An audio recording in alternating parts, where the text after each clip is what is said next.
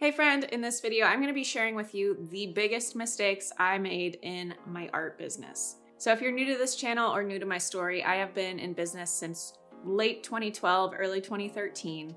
I started just painting from my kitchen table as a little hobby, eventually started posting my work on Instagram, snowball, snowball, snowball, here we are today. And in the beginning of my business, for the first 5 years, I was a wedding stationery designer. That was the perfect little gateway or entry for me into a creative career or creative entrepreneurship. And I learned as I went. I have a background in psychology. I have a background in psychology, a degree in psychology, no degree in art, no degree in business, and no previous experience as well. So my previous jobs were waiting tables at a restaurant in downtown Chicago. And then I got a day job out here in Southern California, where I'm from, at a financial planning office where I was scanning paperwork, and it was super fun. So when I quit my day job, I had no business plan. I had no money saved up. I had no idea what I would be doing, really.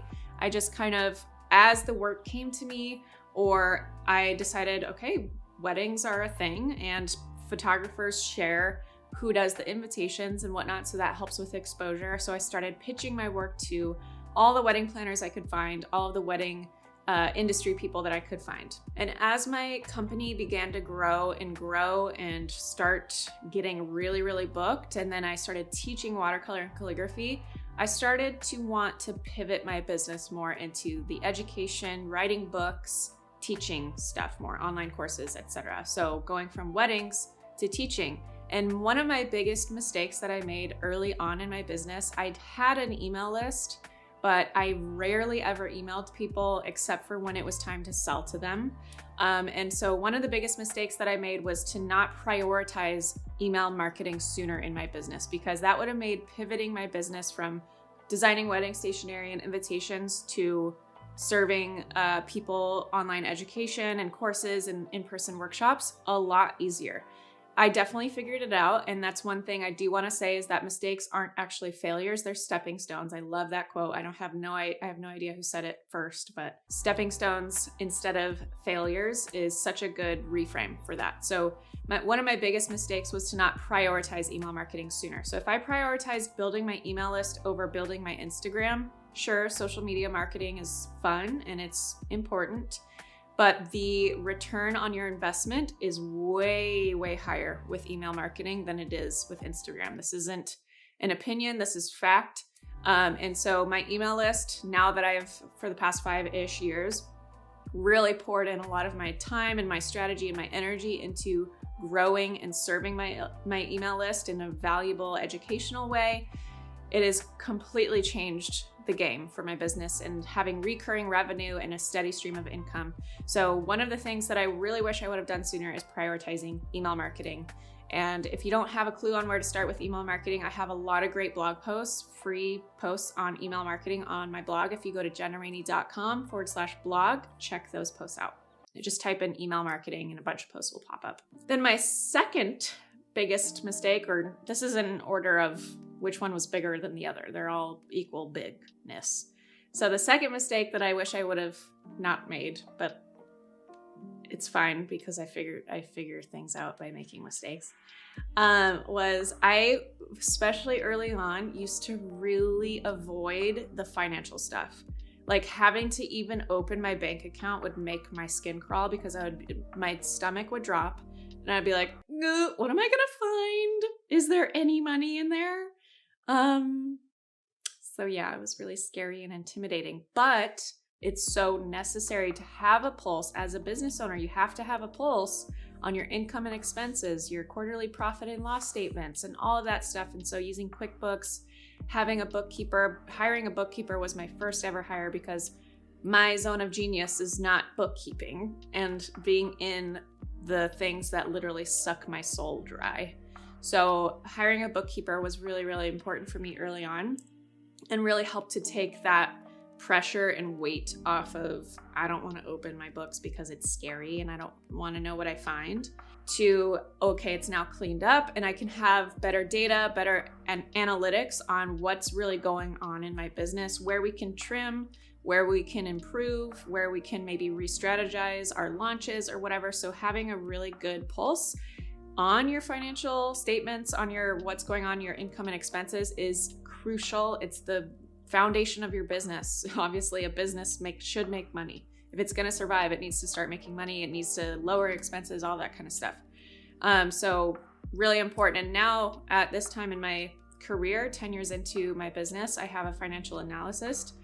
His name is Andres Martin. If you want to consult him on financial analysis and really getting a pulse on your business financially, highly recommend checking him out and chatting with him. He's very, very intelligent with this, and he's a master at spreadsheets.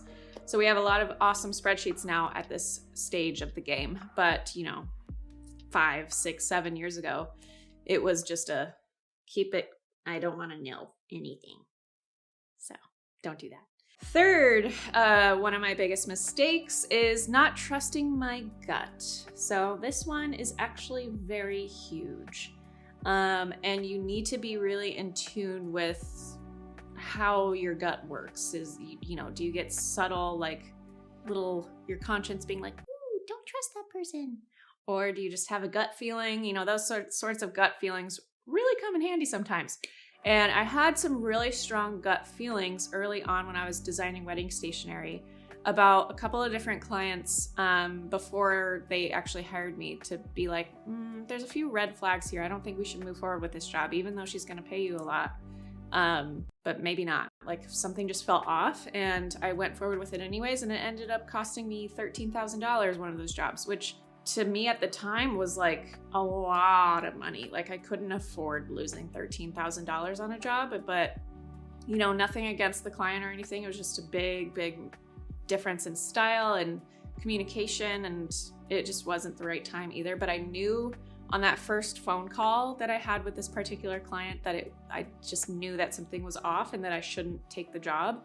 But I did anyways because it sounded fun. She had a lot of really fun creative ideas for her wedding invites and all this kind of stuff that sounded really exciting. And I've never done letterpress before at the time.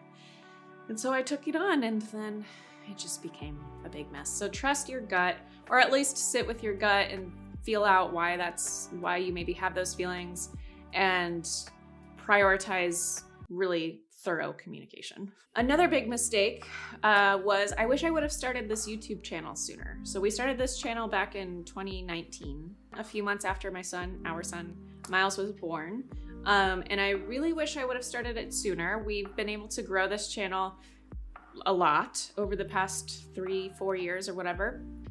And it's my most largest channel at this time. It used to be Instagram, and now YouTube has taken that seat. But imagine where we would be if I would have started it 2, 3, 4, 5, 6 years ago when people were asking me to start it. But we weren't ready at the time. John didn't know video stuff yet, and he taught himself after we had Miles and all of that. And it was the perfect time for him to quit his other job and start going full-time generating LLC. But who knows where we would be now? We'd have millions of subscribers. Just kidding. Can't think about it. And then my fifth and final biggest mistake, there's a whole lot more, don't you worry. But the fifth one, just for the sake of having a list. In the beginning especially, I was afraid of making mistakes. And this is a common issue. Mindset work needs to be done here for people, especially in the creative industry. A lot of perfectionism, a lot of imposter syndrome. But I want to reframe that fear of making mistakes. So early on, and even still now, I have this like, ooh, this is scary, this is risky feeling anytime I'm about to take a plunge or do something big and maybe different than what I've done in the past. And those moments of being at your edge are really where, whether it turns out as becoming a mistake or not something that you get to use, or maybe you lose money or you lose a lot of time or whatever it is, reframing that from failure to stepping stone. So I said that earlier, but your mistakes are really your biggest teaching lessons, your biggest lessons. So what that really is just shifting from a fixed mindset to a growth mindset. Because if you're not making mistakes, you're doing something wrong. If you're not making mistakes, you're not going to find the way forward. You're not going to grow as a business owner, or even if you're just an artist and you have this as a hobby. If you're not making mistakes in your paintings, you don't have moments that are going to teach you what not to do. So make mistakes, reframe and look at them as stepping stones rather than failures, because if you're just seeing everything as a failure, you're going to get stuck and you're not going to grow, and your business will probably fail, or your painting hobby will probably fail if you view every single mistake in that way. So this is where a lot of mindset work has to be done as an entrepreneur, because if you're going to continue to grow, the more you grow, the bigger the impact of the mistake sometimes, because the bigger amount of money you're going to lose, or more time, etc. So you have to make mistakes. If you are, I coach some business owners these days, and I always tell the people that I'm coaching, if you're not making mistakes, you're doing something wrong. And those are the 5 biggest mistakes I've made as a creative entrepreneur so far. There's going to be more. I'm 10 years into my business. I've learned a ton. I've shared a lot of those tips and things that I've learned on my blog. So if you are an entrepreneur or you want to be one, check out jenerainey.com/blog. Again, I've been blogging weekly for years now, so there's a lot of great info on there that you can just binge and store it in your brain. Bookmark some pages that really resonate. If there's something that you learned today in this video that you've maybe never heard before, type it in. If there's something that I shared in this video that you've maybe never heard before, type it in the chat below. I'd love to hear from you. Obviously, we love hearing maybe your story or what resonates with you, maybe what you've taken away from these videos. So make sure you chat with me in the comments below. Thank you so much for watching these videos, for liking and subscribing. Again, check out my blog. We'll link to it here, and I'll see you in the next video.